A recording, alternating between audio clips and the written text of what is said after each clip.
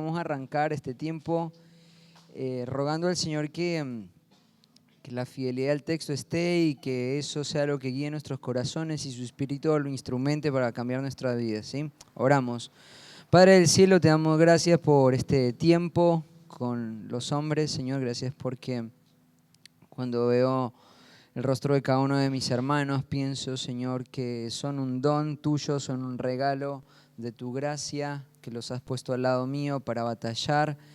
Gracias, Señor, porque podemos confiar en que, Señor, nos has salvado por medio de la sangre de tu Hijo y hoy tener acceso a ti, Señor. Hoy el velo ha sido rasgado, la barrera ha sido quitada. Y escucha nuestra oración, Señor, y nuestro deseo, Padre, es que tu palabra inunde nuestro corazón. Tu Espíritu, Señor Dios, traiga convicción de pecado y también, Señor, tu Espíritu nos equipe para poder vivir una vida transformada y distinta, Señor. Solo tu Espíritu puede hacerlo, solo tu poder puede hacerlo y por eso es que arrancamos este momento reconociéndote, reconociendo que solamente en ti podemos ser transformados, Señor. Y nuestro deseo y nuestro anhelo es llegar a la estatura de un varón perfecto, tal como lo dice tu palabra en Efesios 4, Señor. Y por eso necesitamos la interacción, por eso necesitamos la actividad propia de cada miembro, Señor. Por eso necesitamos de batallar juntos, Señor, estimulándonos a las buenas obras, Señor. Usa este tiempo, usa este día, usa este retiro, Señor, para afianzar nuestros corazones en tu verdad y en inclinarnos a obedecer, Señor, hasta las últimas consecuencias. Te rogamos, Señor, por esto y te lo dejamos en tus manos, en el nombre de Cristo Jesús. Amén. Bueno, estaba pensando en un pasaje que hace un tiempo atrás estudiamos en la iglesia, que es Lucas 16. Hay una parábola ahí en cuanto a un siervo infiel y ahí casi al final de la parábola hay una conclusión a la que el Señor llega y es un principio. No se puede, no es posible que una persona sirva a dos amos, a dos señores, porque va a aborrecer uno, ¿cierto? Y va a amar al otro, o va a amar al otro, ¿cierto? Y va a aborrecer al otro. O sea, no pueden convivir en el corazón dos amos. En el corazón del hombre solamente hay lugar para un amo. Esto es un principio. Obviamente que en el contexto de Lucas 16 lo está hablando en relación al amor al dinero, ¿cierto? Y la perspectiva que el Señor tiene acerca del dinero. Pero como arrancó Mati hablando hoy a la mañana, tenemos que ser conscientes del ambiente, de la era, del momento, de la historia que estamos viviendo, para entender un poco qué es lo que está bombardeando nuestra forma de pensar, ¿cierto? Para ser conscientes y crear conciencia de cuáles son las amenazas que hay, ¿cierto? Y también entender cuáles son las batallas que en nuestro tiempo tenemos que librar. Y una de las batallas que hoy estamos librando es que como hombres, como lo dijo Mati, estamos siendo minados. Estamos siendo completamente invitados a tener un amo en nuestro corazón. Estaba leyendo el otro día el diario El País en un artículo que es un diario de España y decía que en el año 2019, por ejemplo, la industria de los videojuegos llegó a ser la inversión, no estoy diciendo las ganancias, la inversión que se hizo en el mundo, por ejemplo, de los videojuegos, fue de 142 mil millones de euros. 142 mil millones de euros. En la industria del deporte, 550 mil millones de euros en inversión. Esto fue un dato que también me llamó la atención, estaba ahí en el reportaje. Uno de los lugares donde más se está haciendo inversión y que viene creciendo cada año de manera exponencial, alcanzando la industria de la televisión, el cine, la industria del deporte, la industria de los videojuegos, es la pornografía. En el año 2019 se invirtieron 88 mil millones de euros en la producción de materiales pornográficos. Y en proporción a a la otra industria del entretenimiento en comparación a esto, el que más creció fue esta última industria. Y se cree que para el 2025 va a ser la industria en la que más se va a invertir, porque va a ser la que más rentabilidad va a generar y la que más se va a consumir. Esto es lo que decía el diario El País, un diario secular, ¿no? No estamos yendo a ningún análisis bíblico ni nada de esto. Sin duda, el sistema del mundo lo que quiere es captar tu mente. Mati lo dijo, es una batalla ideológica. Es poner un señor delante tuyo que pueda controlarte. Y esto es una amenaza que como hombres tenemos. Y estos son muchos de los factores que hoy nosotros tenemos, el énfasis tan grande que tenemos en el entretenimiento, que muchas veces nos distrae y no nos deja ver y no nos deja avanzar en esto que Carlos también planteaba, despojarnos de todo peso para correr la carrera. Hay un mundo que está invirtiendo muchísimo de dinero para captar tus ojos, para captar tu mente, pero sobre todo para captar tu corazón. El mundo quiere que vos vivas para los placeres de este mundo. Y hay una industria y un enemigo que está tratando de minarte continuamente. Y no es una batalla menor. Te estoy hablando de unos números que quizás en tu cabeza, si lo pasás a dinero argentino, no te entra en la cantidad de cero que hay. Es muchísimo dinero, es muchísimo énfasis, es muchísimo poder para captar tu mente. Pero del otro lado del espectro hay algo muchísimo más valioso, que es la iglesia de Cristo. La iglesia de Cristo es algo sumamente precioso. Nosotros decimos, la iglesia local es un regalo que el Señor te ha dado en el momento que te convertiste para transformar tu vida. Pero el mundo está tratando de distraerte, el mundo está tratando de quitar tus ojos de este cuerpo local de creyentes. Y muchos de ustedes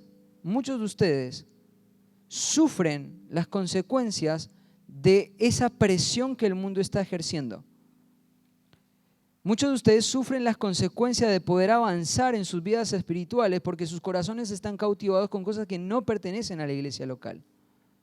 Muchos de sus corazones hoy están distraídos, detenidos y estáticos porque le han prestado atención al sistema de este mundo. Te han dicho que lo mejor es la comodidad, te han dicho que lo mejor son los placeres, te han dicho que lo mejor es el entretenimiento. Pero lo mejor no es eso.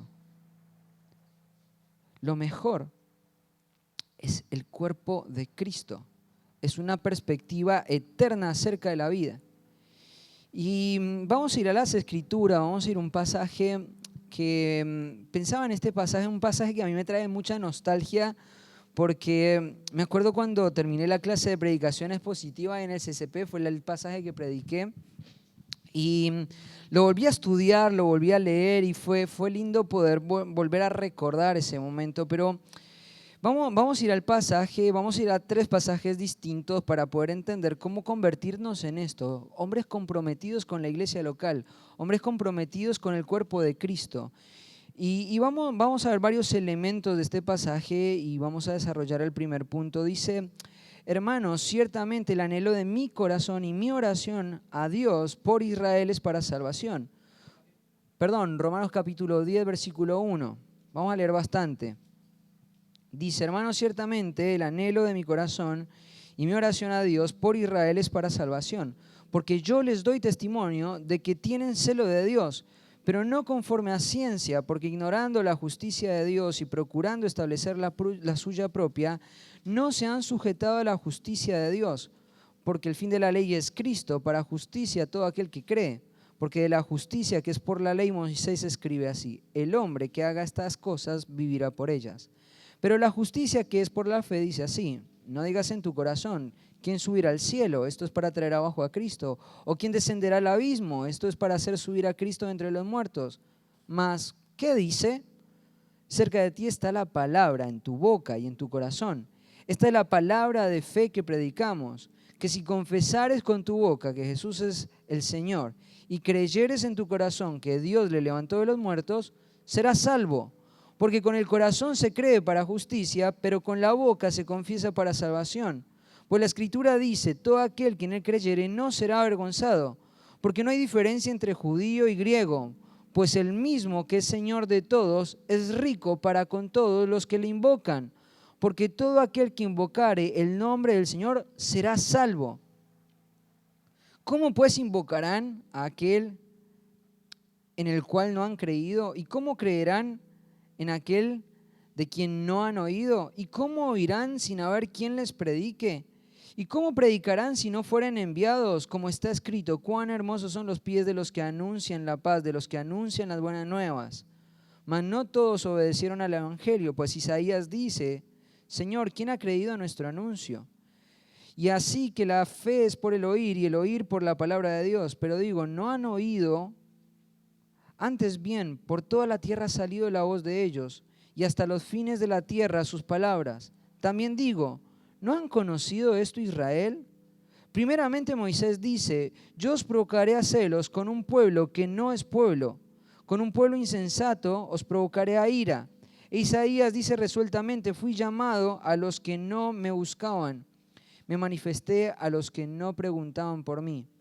Pero acerca de Israel dice, todo el día extendí mis manos a un pueblo rebelde y contradictor.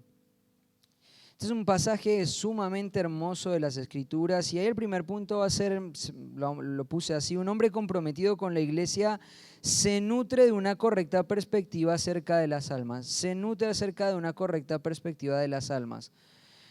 Fíjate una cosa, Pablo está escribiendo este pasaje desde Corinto, ¿no? Él está terminando su tercer viaje misionero, él ha venido viajando y las iglesias, tanto de Macedonia como de Acaya, saben que la situación de la iglesia de Jerusalén, que es la primera iglesia fundada, no está en buenas condiciones, están siendo perseguidos, están siendo oprimidos y están en extrema pobreza. Y Pablo ha venido viajando y las iglesias han tenido la disposición de juntar una colecta para poder bendecir a los hermanos de Jerusalén. Y ahí Pablo viajando ya, juntando ese dinero y disponiéndose a ir para Jerusalén, él está en Corinto aparentemente escribiendo esta carta por la información que vemos en el capítulo 16.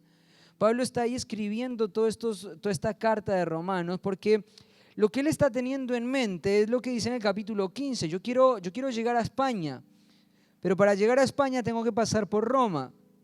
Y el Señor me está marcando que esa es la dirección en la que tengo que ir y ese es mi deseo y es ahí a donde tengo que ir. Y Pablo está trabajando para poder hacer eso, pero primero tiene que ir a Jerusalén. Y finalmente el Señor lo lleva a Roma, no, de una manera un tanto drástica. Él va a ser encarcelado en Jerusalén.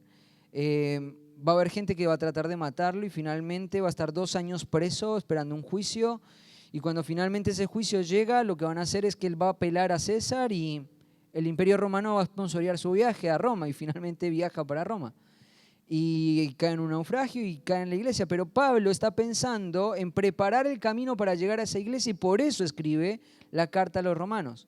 Por eso es que tenemos esta epístola acá en nuestras manos. Ahora, lo que Pablo está queriendo hacer es en la iglesia de Roma tener un don, tener una participación en el desarrollo de esta iglesia. ¿Y qué participación quiere tener Pablo? Bueno, Pablo lo que quiere es aclarar todas las doctrinas del Evangelio y escribe una carta, ¿cierto?, donde empieza a hablar acerca de la perdición, del estado del hombre, ¿cierto?, de la justificación por fe, de las implicancias, de la trascendencia de esa salvación. Todo lo concerniente al Evangelio está en el Evangelio, está en la carta de Romanos, ¿cierto? Y Pablo quiere tener un don con ellos. Y él quiere preparar su camino para que él pueda llegar a esta iglesia y pueda ser de ahí encaminado para seguir hacia adelante. Pero cuando Pablo llega al capítulo 9 y al capítulo 10 de Romanos, el capítulo 9 es un pasaje muy profundo de las Escrituras que habla acerca del plan soberano de Dios en la salvación. Pero antes de eso, fíjate cómo arranca el capítulo 9, versículo 1. Dice, verdad digo en Cristo, no miento, y mi conciencia me da testimonio en el Espíritu Santo, que tengo gran tristeza y continuo dolor en mi corazón, porque deseara yo mismo ser anatema, separado de Cristo, por amor a mis hermanos, los que son mis parientes según la carne, que son israelitas, de los cuales son la adopción, la gloria, el pacto, la promulgación de la ley, el culto y las promesas. Y sigue hablando acerca de esto. Y ahí Pablo lo que está diciendo, y está arrancando el capítulo 9 de la misma forma que arrancó el capítulo 10. Este es el deseo de mi corazón, este es el peso de mi corazón. Y llega al capítulo 15, aclarando cuál es el propósito de la carta, exponiendo que él quiere seguir extendiéndose, fundando iglesias, no donde ya ha predicado, no donde ya la gente ha predicado, no donde ya hay un fundamento, sino en un lugar nuevo. ¿Por qué? Porque Pablo tiene una correcta perspectiva acerca de las almas. Fíjate lo que Pablo está diciendo en el capítulo 9, versículo 1. Pablo está diciendo, si yo pudiese sentarme en una mesa a negociar con Dios y pudiera hacerle un cambio, yo estaría dispuesto a pasar el resto de la eternidad. Estaría dispuesto a pasar el resto de la eternidad bajo la ira de Dios, ser anatema, separado para destrucción, con tal de que los israelitas sean salvos. Pablo ve esas almas y él dice esas almas son valiosas, son preciosas. Estaría dispuesto a pasar el resto de mi eternidad separado de Dios con tal de que ellos puedan ser salvados. No hay una persona que entienda mejor la condición del hombre que Pablo. Aparte del Señor Jesucristo, aparte de Dios, ¿cierto?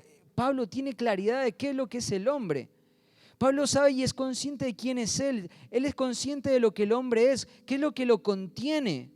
Pablo llega, por ejemplo, al capítulo 3, ¿cierto? Y en el versículo 9, y hace una pregunta que a mí me sorprende cada vez que la leo. ¿Somos acaso nosotros mejores que ellos?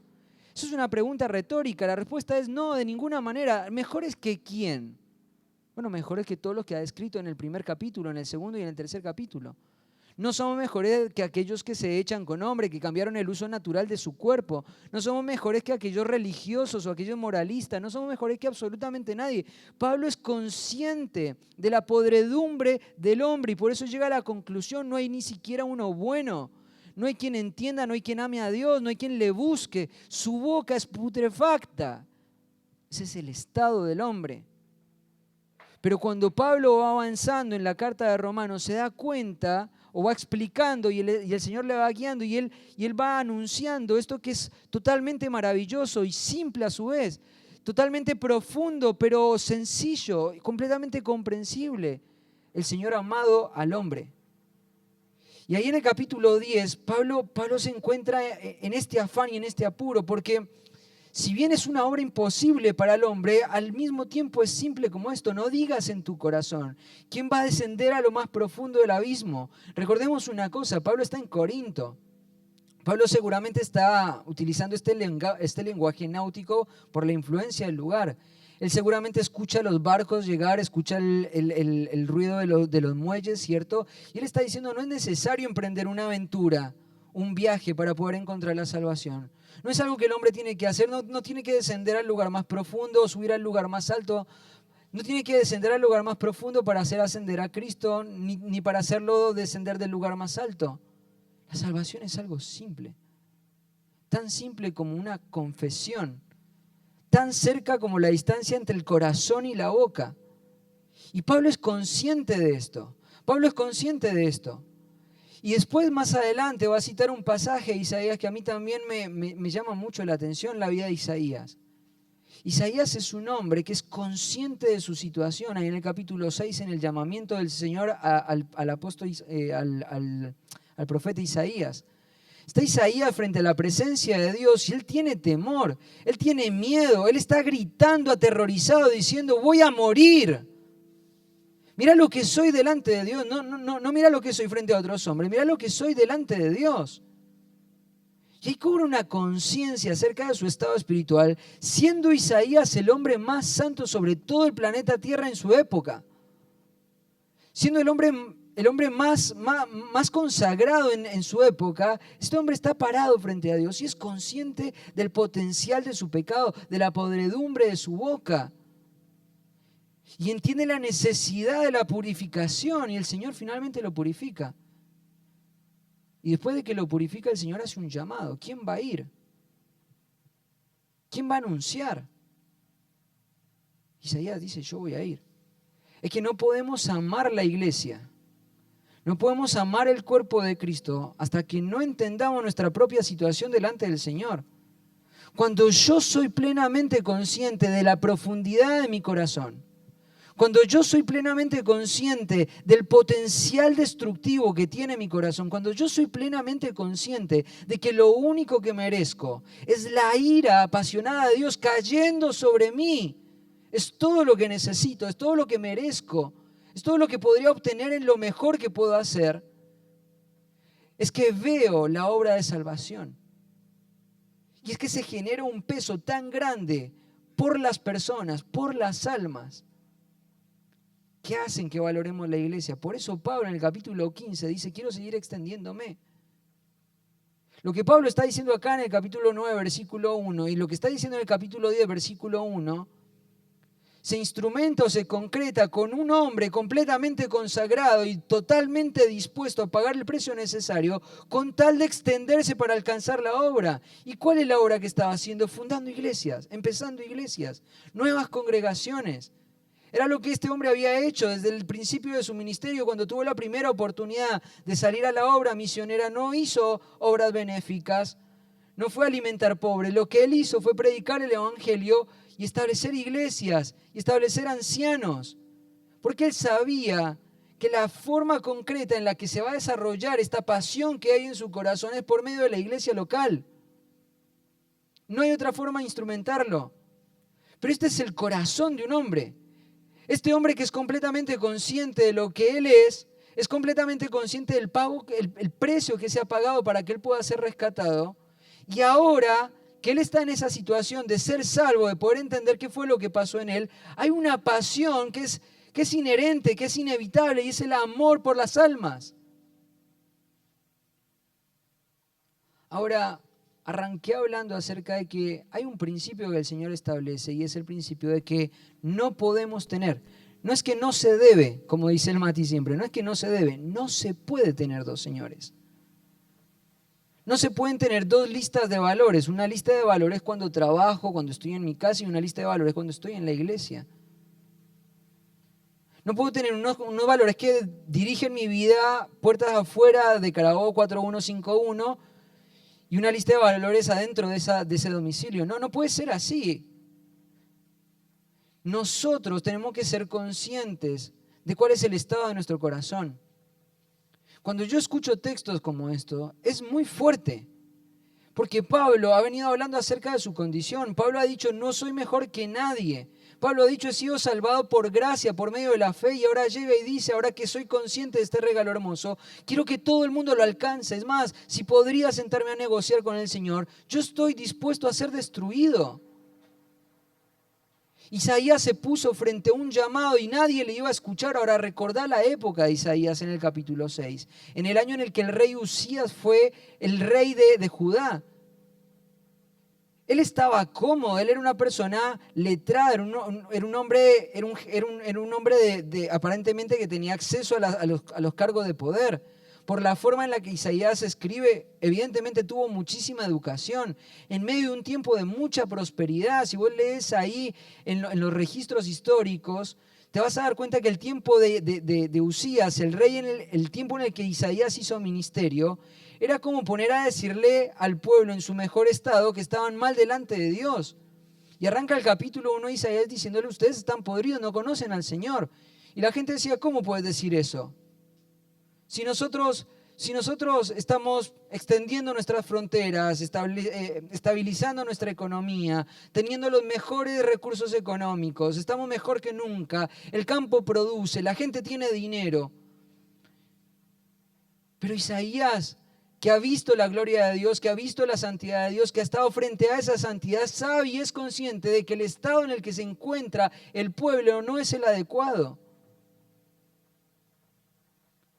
Hay mucha gente adentro de la iglesia que no cobra conciencia de su propio estado, de su propio corazón, y por ende no puede amar las almas. Por eso viven tan ensimismados. Por eso viven tan en su propio mundo y para sus propios placeres. Por eso no valoran la iglesia. Porque no son conscientes de su propio corazón. Porque no entienden la dimensión de la gracia que nos ha sido derramada al introducirnos en un cuerpo local, para que todo lo que nosotros todavía le queda de pecado pueda ir siendo sacado a fin de llegar a la medida de un varón perfecto. Y Pablo llega a ese capítulo 10 y dice, esto es sorprendente, la salvación está tan cerca de tu corazón, porque si si crees con el corazón y lo confiesas de que Él es el Señor, vas a ser salvo. Y cuando yo entiendo de que la iglesia es el conjunto de las personas que han hecho esta manifestación, que han hecho esta confesión, que han creído esto en su corazón, que viven a la luz del señorío de Cristo, entonces yo tengo que valorar la iglesia. Esta iglesia es valiosa por eso mismo. Dejar la vida, llegar a un punto tal de decir, Señor, como lo decía el otro día Cristian cuando presidía, dame escocio, me muero. Y frente a la palabra, ver nuestros valores y decir, ese valor que Pablo está modelando ahí en Romanos 9, versículo 1, es un valor en mi vida. Es que si yo no entiendo mi condición, nunca voy a llegar a tenerlo. Es que si yo no llego a amar las almas así, nunca voy a llegar a valorar la iglesia local. Porque la forma en la que este mundo va a ser cambiado y transformado es por medio de la iglesia local. Un hombre comprometido con la iglesia se nutre de una correcta perspectiva de las almas. Segundo, un hombre comprometido con la iglesia entiende la necesidad de batallar por la integridad doctrinal. Vamos a ir a Colosenses capítulo 2. Colosenses capítulo 2.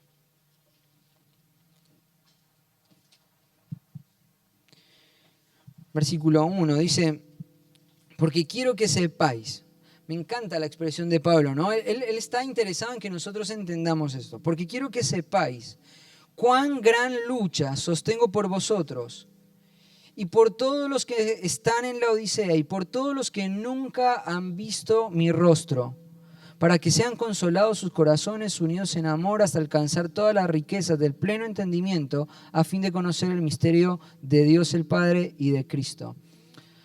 ¿Qué está pasando acá? En Colosenses, bueno, cuando tratamos el tema de Filemón los domingos, hablé un poco acerca del contexto, ¿no? El contexto de Filemón es el contexto de Colosas, ¿no? Es la misma iglesia. Es difícil poder entender claramente qué es lo que está atacando la iglesia de Colosas, pero sin duda una de las cosas que podemos llegar a concluir es que Pablo está enfrentándose por medio de la carta ante un grupo, una fuente, una corriente teológica errada que está amenazando la integridad teológica de la iglesia. Recordemos que había un pastor que aparentemente fue ganado por el ministerio de Pablo en Éfeso, ¿cierto? Que es el que empieza la iglesia acá en Colosas, y frente a la amenaza que él está viendo incipiente en la iglesia, este hombre emprende un viaje para poder obtener el consejo apostólico, ¿cierto? Y para poder defender a la iglesia del error. Y llega ya Pablo, ¿cierto? Pablo está en Roma, está en la prisión. Pablo lo recibe a Epafras y en respuesta a esta preocupación que Epafras tiene, contesta con esta carta que es la carta de Colosenses, o la carta a los Colosenses. Y ahí Pablo está hablando de que Pablo tiene un peso en su corazón. ¿Por qué? Por las iglesias que no han visto su rostro. ¿Y por qué le genera el peso a Pablo esto? Bueno, porque Pablo es consciente de todo lo que él está haciendo en la carta. Él es consciente de todo lo que está tratando de lograr hacer en la carta. Pablo está tratando de defender la doctrina de Cristo. Pablo está tratando de combatir las ideas ascetistas de los judíos. Pablo está tratando de que tengan herramientas pedagógicas para que puedan recordar la verdad de Dios. Pablo está tratando de recordarles cuál es la perspectiva correcta acerca de la santificación. Pablo les está tratando de recordar dónde tienen que poner su mirada, cómo tienen que combatir. Pablo tiene que recordarles cómo se ve un creyente en la vida cotidiana, en las relaciones del trabajo, en las relaciones familiares. Pablo está haciendo todo eso porque él es consciente de que la iglesia continuamente está inmersa en una batalla. Continuamente está inmersa en una batalla. Ahora, estaba hablando con Eduardo hace un rato. Ayer fuimos con Josué a hacer un trámite. Estamos hablando con un pastor de una de las iglesias de la zona oeste y le pregunto, ¿cómo está, hermano? ¿Todo bien? Y me dice, no, la verdad que no. Te digo, siempre estás esperando que te digan, sí, todo bien. Me dice, no, la verdad que no. Y me empieza a contar la situación. Un líder de la iglesia, por más de 25 años, congregándose como un creyente fiel. más de 10 años siendo líder de un programa de jóvenes. Sale a la luz que es homosexual. Y no solo eso, por 5 años estuvo abusando de los hombres del grupo de que él ministraba. Y tan pronto termina la pandemia, sale todo a la luz. Una situación dramática. Y uno decía, ¿pero eso puede pasar en una iglesia? ¿Eso puede pasar en una congregación? ¿Puede un creyente hacer un pecado de tal magnitud? Es que Pablo es consciente del corazón del hombre. Como arranqué en el primer punto, Pablo es consciente de que él no es mejor que todo lo que él ya escribió en el capítulo 1. Pablo es consciente del potencial que tiene el pecado. Cuando yo entiendo de que esta iglesia es un regalo de Dios para mi vida, cuando entiendo de que esta iglesia costó un precio muy alto, de que esta iglesia equipa a los santos, prepara a los santos, transforma a los santos, ¿cierto? Que es el instrumento de Dios que Él va a usar, ¿cierto? Tengo que entender una cosa, el enemigo va a querer destruirlo. No ignoramos sus maquinaciones, Él está pensando en qué forma hacerlo. Y hay un sistema que está tratando de obtener tus ojos, de obtener tu mente, de obtener tu corazón para poder destruirte, pero no solamente a vos, tu familia, pero no solamente tu familia, la iglesia local. Él está en continua batalla. Y es por eso Pablo que escribe esta carta diciendo eso, sostengo una gran lucha por las iglesias que no han visto mi rostro. ¿Por qué? Porque él sabe que él tiene las herramientas dadas por Dios para poder instruir, para poder capacitar, ¿cierto? Para poder aconsejar la teología necesaria, para poder librar las batallas que tiene que librar la iglesia. Ahí en 2 de Pedro, capítulo 2, versículo 1 en adelante, empezamos a tratar el tema de los falsos maestros. Antes de eso ha tratado el tema de la importancia de sostenernos en el lugar más seguro, que es, ¿cuál es el lugar más seguro? La palabra de Dios, ¿cierto? Es el lugar más seguro en el cual hacemos bien en sostenernos, en anclarnos, en apoyarnos. Es todo suficiente, es todo lo que nosotros necesitamos. Pero en contraposición de eso van a haber hombres que van a surgir de la iglesia misma. Y ahí empieza a hablar y empieza a describir estos hombres. Y ahí empieza a hablar acerca de que estos hombres tienen ciertas características. Y he escuchado a alguno hacer un comentario de ¿por qué tendríamos que estudiar tan lentamente el tema de los falsos maestros en el devocional de 2 de Pedro? Podríamos haber hecho solo un bloque y haberlo estudiado de una sola vez. Pero ¿sabes una cosa? Lo que estamos haciendo es fabuloso. Y tiene un beneficio espiritual tan trascendente para tu vida, de que cuando vos entendés de que esto que está ocurriendo acá, esto que ocurre los domingos, esto que ocurre cuando nos visitamos, es lo que el Señor proveyó para cambiarnos, y sabemos que es valioso, y sabemos que es valioso porque el Señor pagó con su sangre por la iglesia para comprarla para sí mismo, para su gloria, ¿cierto? Y es tan valiosa que nosotros tenemos que agarrar textos como el libro de Colosenses, como el libro de Judas, como la carta de 2 de Pedro, ¿cierto? Como la carta de 2 de Timoteo, que advierte acerca de los falsos maestros, y tratar de hacer un retrato hablado acerca de cómo se parece un falso maestro, para poder identificarlo. Porque si ese falso maestro entra dentro de la iglesia y le permitimos convivir adentro de la iglesia, y no estamos capacitados y no estamos creciendo en nuestra doctrina, en nuestra teología, en nuestro amor por la santificación, en el amor por las almas, lo que va a pasar es que va a entrar un hombre con estas características y va a destruir esto que estamos viendo hoy, que es una bendición del Señor, porque estamos en guerra. Pero no es una guerra que solamente libra el pastor de la iglesia, no es solamente la guerra que libran los ancianos de la iglesia, ni los líderes, la libramos cada uno de nosotros. Pedro está tratando de darte la descripción larga del falso maestro para todos los creyentes que tienen una fe igualmente preciosa que la nuestra. ¿Por qué? Porque cada creyente tiene que tener un valor por la iglesia, en protegerla, en poder identificarlo, en poder señalarlo, en decir, ese es un falso maestro, sáquenlo. Pero para poder hacer eso necesitamos un compromiso. Para poder hacer eso, no podemos dejar que el mundo nos distraiga, nos robe el tiempo, nos robe el corazón, distorsione nuestros valores. No podemos permitirlos, estamos en una guerra constante y para poder ganar necesitamos un compromiso de cada uno de nosotros y poder llegar a decir como Pablo, sostengo un gran peso por la iglesia. ¿Por qué tiene un peso por la iglesia que no ha visto su rostro? Porque están en guerra, están en batalla. Y por eso está escribiendo la carta de Colosenses, para poder defenderla, para poder mantener la integridad teológica de la iglesia local. A veces perdemos de vista cuando leemos los textos que son a iglesias locales lo que Pablo está tratando de defender. Esa iglesia local es lo que Pedro está tratando de defender. Porque son valiosas, porque son trascendentes, porque es la provisión del Señor para nosotros y requieren un compromiso. Cuando vos vas al texto de Apocalipsis capítulo 2 y capítulo 3, te das cuenta que hay un patrón.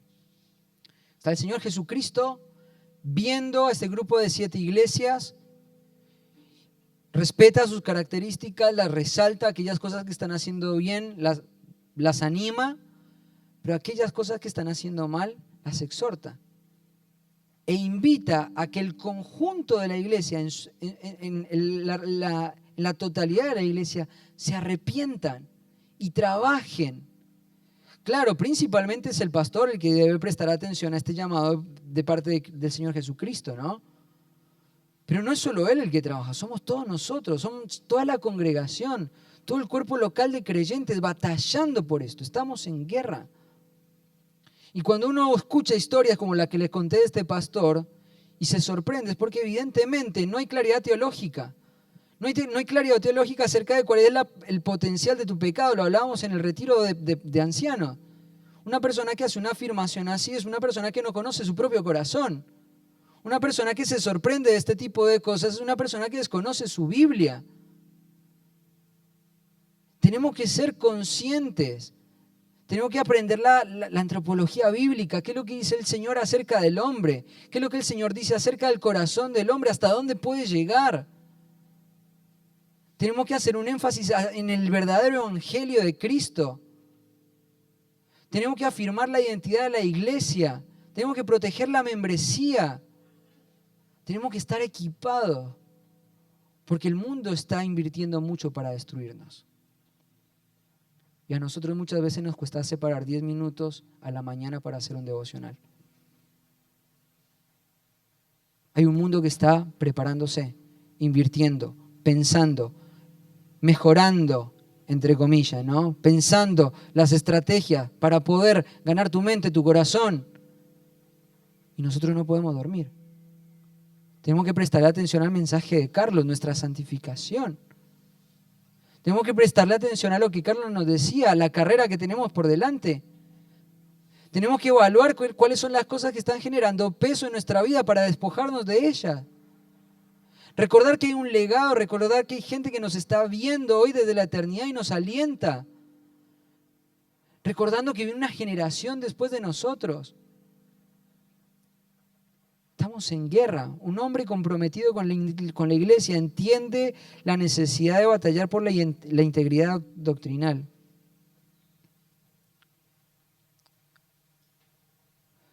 Un hombre comprometido con la iglesia no puede ser alguien que ignora las Escrituras. Vamos a ir a Hechos, libro de Hechos, capítulo 20. Es un pasaje bien conocido. Hechos capítulo 20, versículos 24 al 27. Alguien que me ayude leyéndolo, por favor.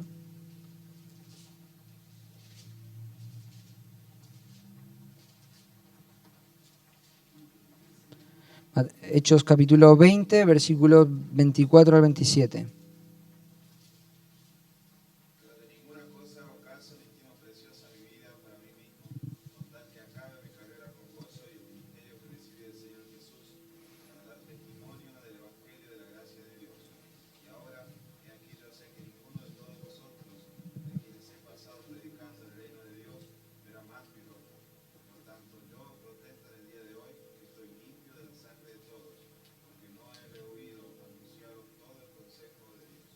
Qué hermoso pasaje. Y Lucas Lucas seguramente ya para este momento es un testigo ocular de lo que está ocurriendo. A partir del capítulo 16, la forma en la que Lucas ha cambiado la forma de escribir, antes habla en tercera persona, pero a partir del capítulo 16 empieza a ser testigo ocular de lo que está diciendo y por eso cambia su forma de escribir y escribe en primera persona muchas veces, en plural.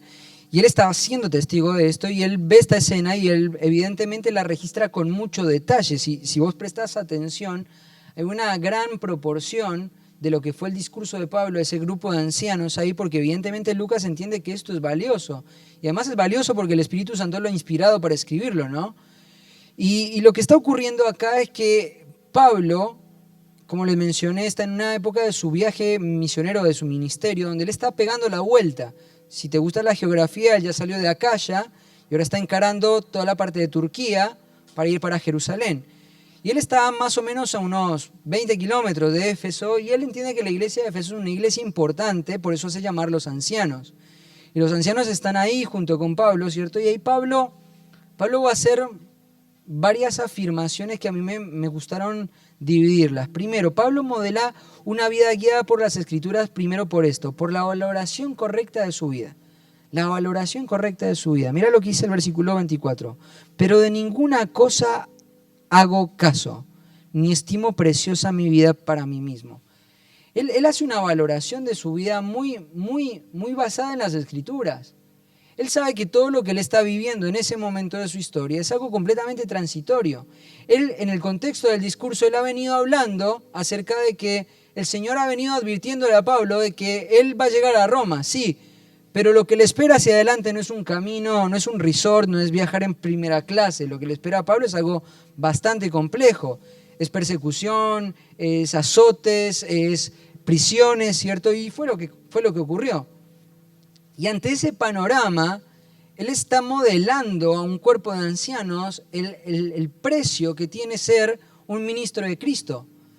Él está diciendo, yo sé que esto es lo que me espera, pero no hago caso, no es importante, no es relevante, porque es temporal. Él hace una valoración correcta de su vida. Él hace una valoración correcta de su propio cuerpo y dice, si tengo que pasar, lo voy a pasar. ¿Por qué? Porque este hombre tiene su mente inundada en las Escrituras. Porque este hombre entiende la doctrina bíblica. Porque este hombre tiene una convicción acerca de lo eterno tan clara de que no tiene problema de que ante la antelación del sufrimiento él esté dispuesto a sufrirlo. El domingo pasado Mati nos habló acerca de que lo que se nos viene van a ser tiempos difíciles. Y vamos a tener momentos donde vamos a tener que modelar nuestras convicciones frente a un mundo que nos va a perseguir. Pero no es preciosa nuestra vida. No es algo a lo cual aferrarnos. Hay una cosa a la que sí me aferro.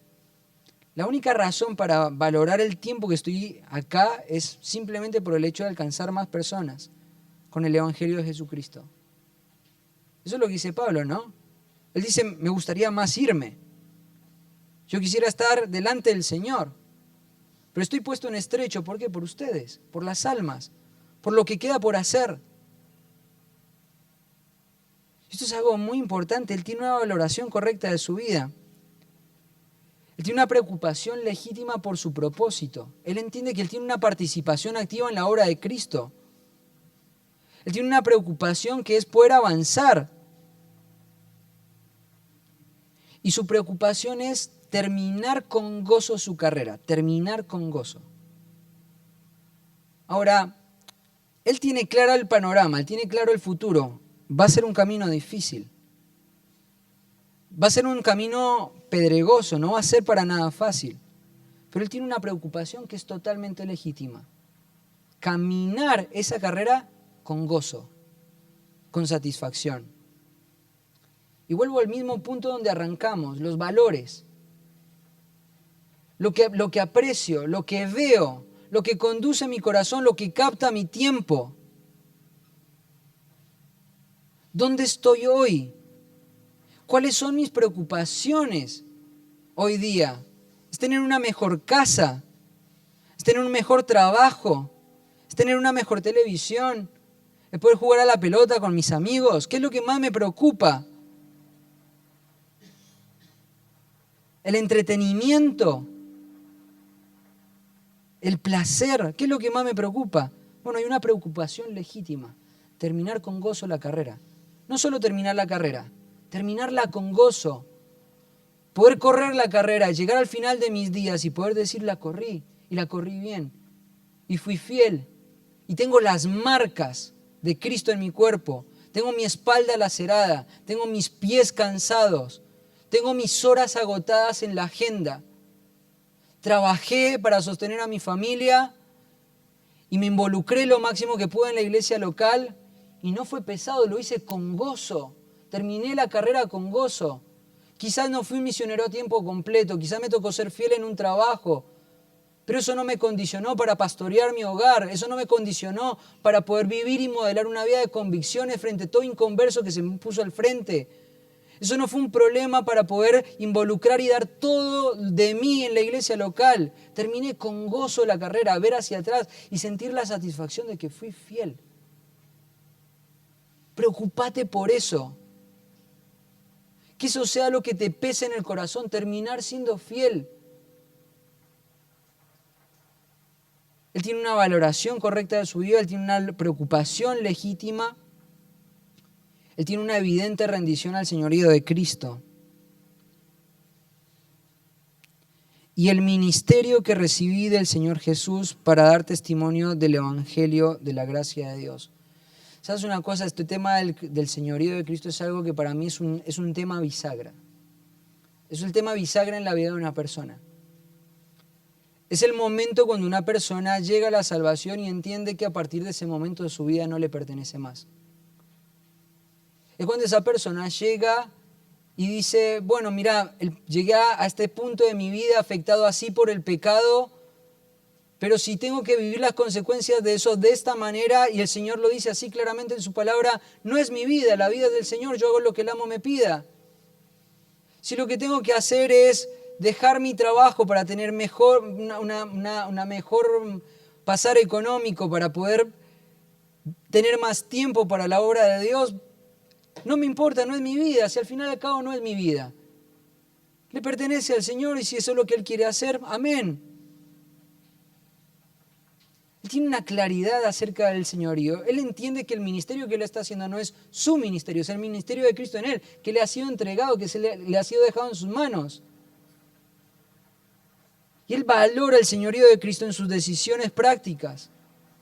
Y por eso no tiene miedo en avanzar. Ayer estábamos haciendo las compras con mi señora y nos encontramos con un matrimonio de Aedo. Y me encantó la conversación porque me decía, estoy en un punto de mi vida donde siento de que mi carrera, la que estoy cursando ahora, no es importante. Ni mi casa, ni pagar mis deudas, ni... Bueno, eso tendría que ser importante, ¿no? Pero la aspiración a una vida económica más alta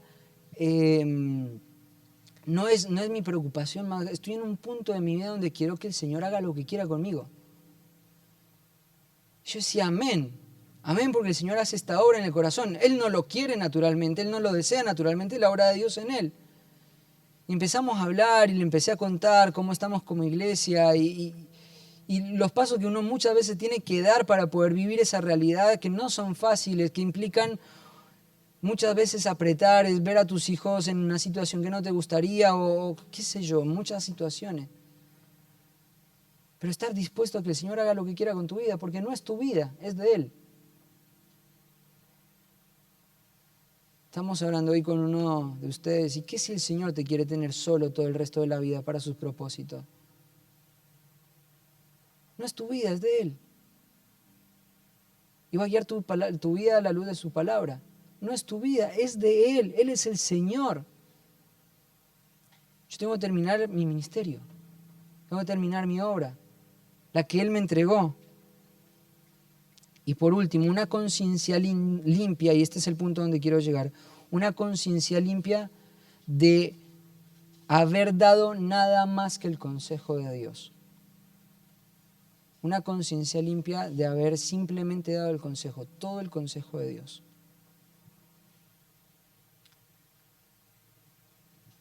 No puede haber compromiso con la iglesia si vos no estás viviendo una vida de sujeción a las Escrituras y de profundidad teológica y de profundidad del conocimiento del Señor. A veces cuando uno habla de la palabra teología uno se imagina algo allá en un claustro, un profesor enseñando, pero no es eso. Es la teología que te dirige para direccionar tu familia, para apreciar tu propia vida, para construir los principios de tu ética laboral, para organizar tu tiempo en tu agenda en relación a la obra, a las misiones, en el servicio a los santos. Y Pablo llega a un punto donde dice, mira, yo gasté mi vida y estoy corriendo la carrera y mi preocupación es llegar con gozo y mi vida no es mía, pero lo que más me importa es decir, soy limpio, soy libre. ¿Por qué? Porque les di todo el consejo de Dios. Estamos en una batalla continua, larga, tediosa, que no es para nada fácil y que nuestra herramienta para librarla es esta. Es esto lo que tenemos para batallar y es esto lo que tenemos que defender. Y espero que un día puedas llegar al final de tu vida diciendo, Señor, yo viví todo el consejo, estudié todo el consejo tuyo. Se lo di a mis hijos, se lo di a mi esposa, se lo di a las personas que ministraba. Soy libre de la sangre de ellos. ¿Por qué? Porque viví una vida diligente ante las Escrituras. Porque viví una vida de cercanía a las Escrituras. Estos son los elementos que hacen que un hombre pueda vivir una vida comprometida con su iglesia local. Vamos a dejar unas últimas preguntas de reflexión. En cuanto al primer punto, ¿cuándo fue la última vez que compartiste tu fe con alguien? Bien sencillo como eso. ¿Cuándo fue la última vez que compartiste tu fe con alguien? ¿Cuándo fue la última vez que viste a alguien vivir en la miseria del pecado y decir, tengo que predicarle el Evangelio? ¿Cuándo fue la última vez que caíste rendido de rodillas ante el Señor porque te diste cuenta de tu condición como hombre? Esos clamores desesperados que te hacen poner de rodillas, que no puedes evitarlo, que estás humillado, porque te diste cuenta de que tu corazón es un mundo que guarda muchísimo pecado todavía.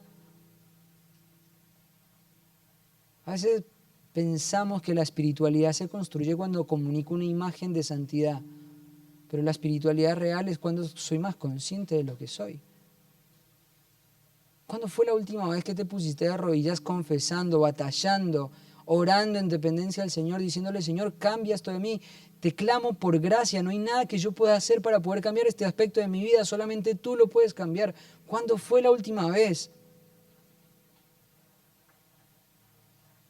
¿Has notado algún tipo de crecimiento en tus convicciones doctrinales?